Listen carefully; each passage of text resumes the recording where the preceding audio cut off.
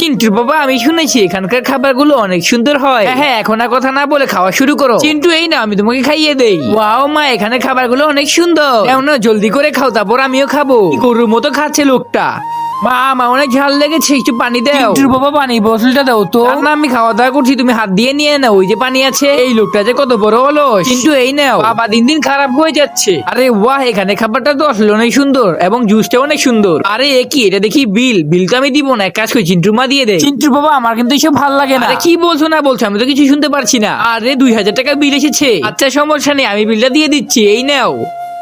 চিন্টুর মা, ধন্যবাদ তোমাকে, আমার কাছে টাকা ছিল না। আরে আমার পকেটে মানি ব্যাগটা নাই নাই মনে হচ্ছে, কারণ তোমার মানি ব্যাগ আমার কাছে। হ্যাঁ, আমার মানি ব্যাগ কোথায়?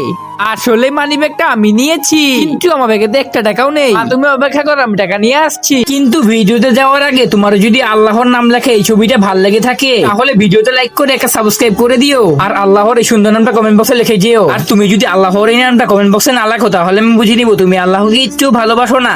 আমার বাবা কিপটা আমি এখনো বাদ দিল না। এই যে মানি ব্যাগটা নিয়ে নিয়েছি। কিন্তু